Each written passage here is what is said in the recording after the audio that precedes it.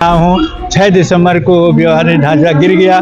उसके बाद रामलला आ गए त्रिपाल में 28 वर्षों तक मैं वहाँ पूजा किया। अब स्थापना भी नहीं करते थे, कभी सोचते भी नहीं थे कि किस प्रकार से वह भव्य दिव्य मंदिर बनेगा जिसमें हमारे रामलला विराजमान होंगे।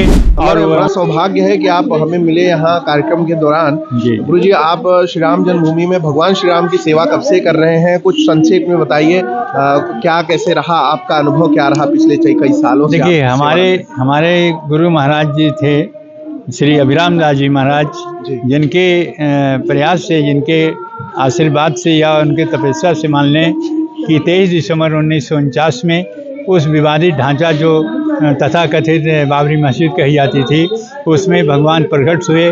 और मैं यहाँ 58 में अयोध्या आया, तब से आना जाना उस मंदिर में होता था। वहाँ प्रति रामनवमी को यह उत्सव मनाया जाता था, अंदर में अनुमति लेकर के, तब भी मैं जाता था वहाँ पर। फिर 1 मार्च 92 को मैं मुख्य पुजारी के रूप से यहाँ सेवा करने का हमें अवसर मिला और तब से मैं पूजा कर रहा हूँ। 6 दिसंबर को व्यवहारिक ढांचा गिर गया। उसके बाद रामलला आ गए त्रिपाल में 28 वर्षों तक मैं वहाँ पूजा किया।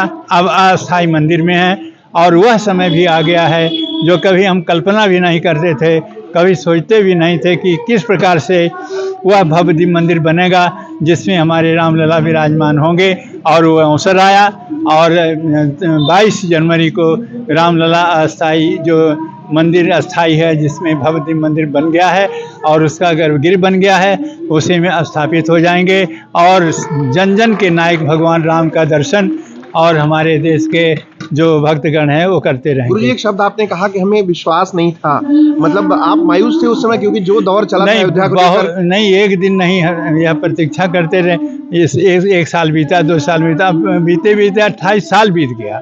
तब उसमें आया कि आशा ही नहीं रही। तब यह कहा कि इतने दिन बीत गया, लेकिन एक भावना रही कि जब प्रभु राम 14 वर्ष तक वनवास करने के बाद में यहाँ आए, और मैं आशा करता हूँ कि एक आशा, एक मन में आत्मबल होता था कि नहीं, परिवर्तन जरूर होगा, कि हमें निराशा नहीं होना चाहिए। ऐसे भी उथल पुथल मन में होता रहा और वह समय आ गया है और जो नहीं सोचते थे वह भी भव्य दिव्य मंदिर बन रहा है और रामलला उसमें प्रवेश करेंगे, उनकी स्थापना हो जाएगी। बुरे दिन देखे गुरु जी आपने, संघर्ष के दिन देखे, जैसा आपने अभी बताया, ये आने वाली पीढ़ियों के लिए संदेश रहेगा और आपकी ये जो वाणी है ये भी सुरक्षित रहेगी इंटरनेट पे। देखिए, यही है, जैसे मैं 28 वर्ष तक त्रिपाल में और धैर्य से रहा और रामलला की तमाम परेशानियां रही, वर्षा की परेशानी और ठंडी की परेशानी, गर्मी की परेशानी होती रही, लेकिन फिर भी हम वहाँ पूजा करते रहे और यहाँ रिसीवर की दृष्टि उस प्रकार अनुकूल नहीं रही जितना मांग करते थे कि पूजा अर्चना भोग राग में इतना भगवान के लिए चाहिए, वो भी नहीं मिलता था। फिर भी उनको पूजा अर्चना में कोई कमी नहीं होने दिया और 28 वर्ष के बाद अब अस्थायी मंदिर में है जहाँ सारी सुविधा है। और यह मैं समझता हूँ कि उन बलिदानी कार सेवकों का है, जहाँ यहाँ गोली मार करके मुलायम सरकार के समय में और उनको मार करके और यहाँ हत्या कर दी गई थी वो, और उनका आशीर्वाद उनकी परिवार की आज है, आशा है।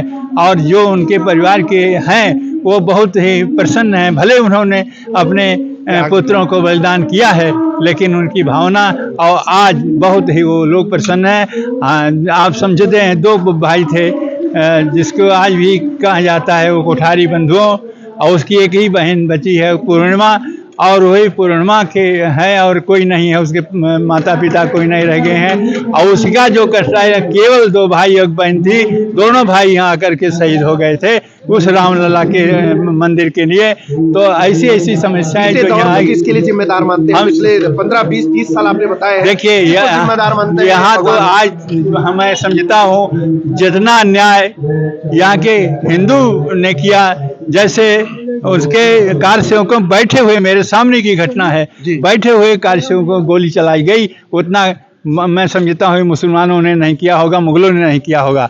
ऐसी दशा देख करके बहुत ही कष्ट हुआ। प्रशासन के माध्यम से यह प्रशासन, हाँ, यह प्रशासन स्वयं मुलायम सिंह मुख्यमंत्री से, उनके आदेश से हुआ था। यह कोई सभी लोग जानते हैं कि पीड़ादायक लगा। बहुत ज़्यादा जब लाशें पड़ गई हों यहाँ ये गली में, यहाँ जो दिगंबर अखाड़ा है उसी के सामने, लाल कोठी के सामने, और वहीं थोड़े दूर पर हमारा आवास है।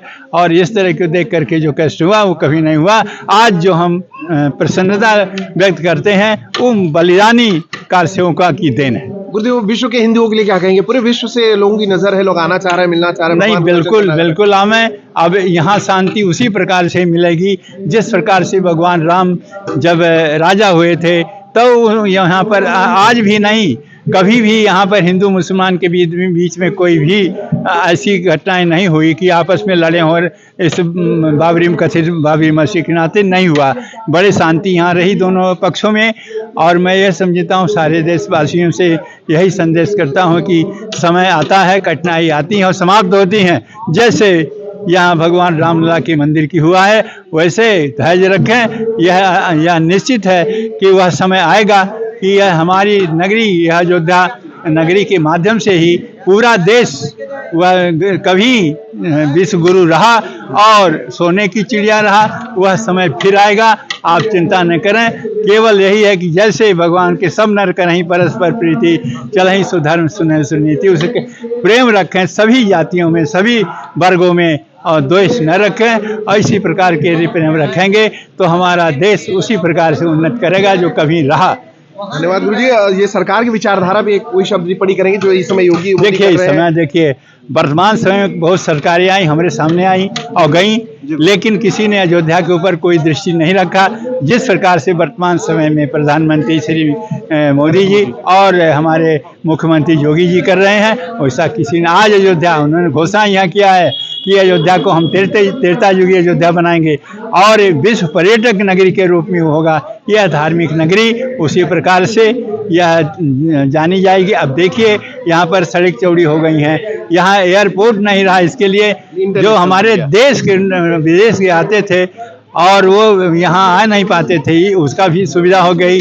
हमारे फर्स्ट क्लास के बढ़िया से वो रेलवे बन गया, रेलवे स्टेशन बन गया है, इसी प्रकार से बस स्टेशन बन गया। संक्षेप में कहेंगे गुरुजी तो अयोध्यावासी क्या महसूस कर रहे हैं? अयोध्यावासी बहुत जानते हैं कि अब हमारी सरकारी जिस प्रकार से कर रही है, हम गौरवान्वित हैं अयोध्यावासी। और साथ ही साथ यह समझते हैं कि हाँ, वह अयोध्या जो हमारी उखड़ खाबड़ दिखाई देती थी और एक वीरान सरीके दिखाई देती थी, वह आबाद सरीके दिखाई देगी। और यहाँ के जो भारत के नहीं दो विदेश की जब लोग आने लगेंगे और आने के बाद में और इसका दृश्य देखेंगे तो वो भी प्रसन्न होंगे और हमारे जितने भी राम भक्त हैं वो प्रसन्न होंगे, आनंदित होंगे इसको दर्शन करके भगवान रामलला की।